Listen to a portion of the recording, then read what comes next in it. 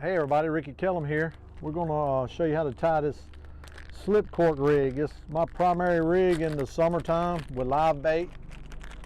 It's just a super easy rig.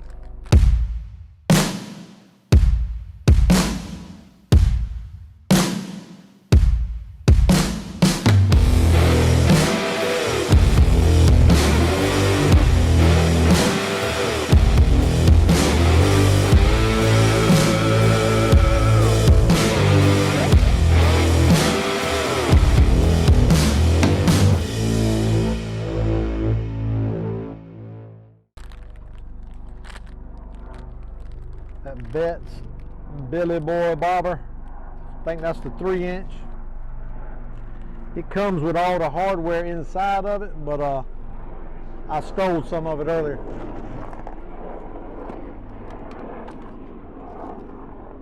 But it comes with the slip string. That's the most important part of the whole rig, is that it comes on that tube. You thread it on, if you can see. Slide it up there, you slide the string off the tube, because if you do it backwards, your tube's going to get trapped on the line, and that's already good and tight, which is a good thing. Take that and discard that, and the string, you want to take both ends and get it just as tight as you can get it, because what you're going to be doing throughout the day fishing, you're going to be adjusting that. That's the magic. I'll show you here when we get the float on it. But we gotta have a bead, a small bead. So the stopper, that's the stopper string, real small bead. This is time consuming, but you rig up enough rods, you don't have to worry about it. And see, that's going to stop right there. Let's get the float on. We'll be able to show you a little better.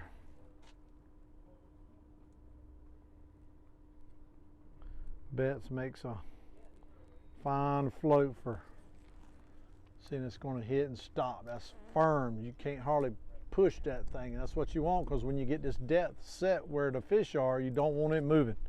And we'll trim those strings a little bit later. But I'll run and I do mine a little bit different.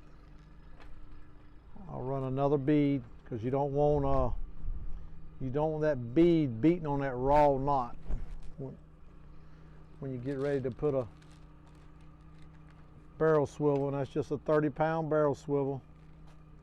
I try to at least match my braid, because if you get hung, you don't want to lose all this rig. A lot of times you'll just straighten the hook out. If you're using braid, you'll straighten the hook out and save your whole rig.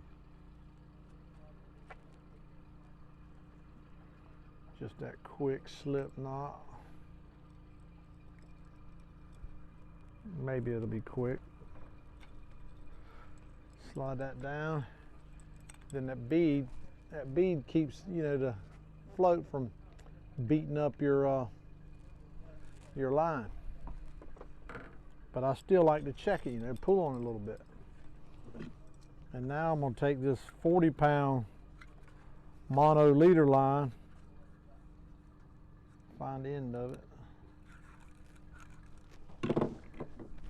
It doesn't have to be fluorocarbon, just a good monofilament. I think that's tri-lane. But I'll take roughly, 18 inches, and this is just going to be my first line. Mine's a little bit different.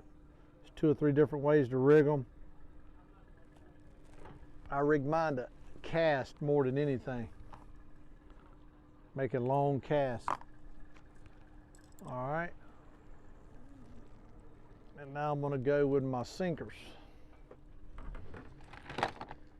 Everybody always asks, why do you use 2/4 ounce instead of 1/2? I just like the way a half makes a real big splash when it hits the water. If you're in a calm area, you want that entry of your bait to be as quiet as you can make it. I've seen it run redfish off, Some days they like the noise, some days they don't.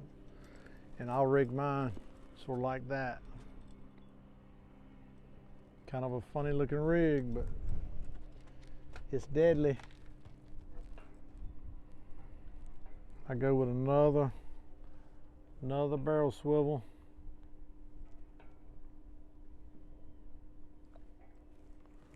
A lot going on with this rig, but let's see, now we're almost done. That streamlines that. When you cast it, those sinkers get out in front of that float.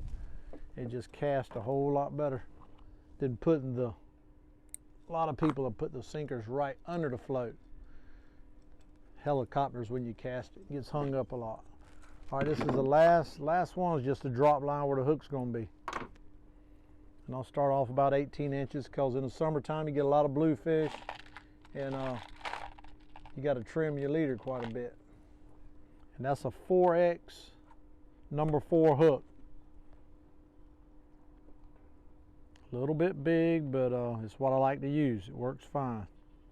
And it's not that big a hook in a 40-pound redfish's mouth. Just don't get it in your mouth.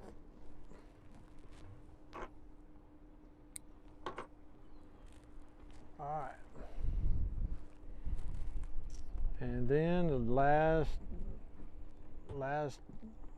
thing you're gonna do is tie it on that swivel. And this is 40-pound mono. I use a little bit heavy because in the summertime a lot of bluefish and you don't want them cutting you off. But that's it. But that's the rig, and it works great. Simple rig, everybody can use it. Live mullet, menhaden, live shrimp is primarily what I use it for, but you can use let me show you something right here. We're gonna go real shallow with that. You want enough weight to make that float stand up like that. You see how it's standing up straight?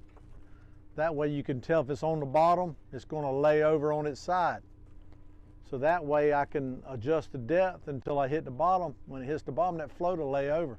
But you want enough weight to make your cork stand out of tension is what you want. And that's it. Let's go try it out.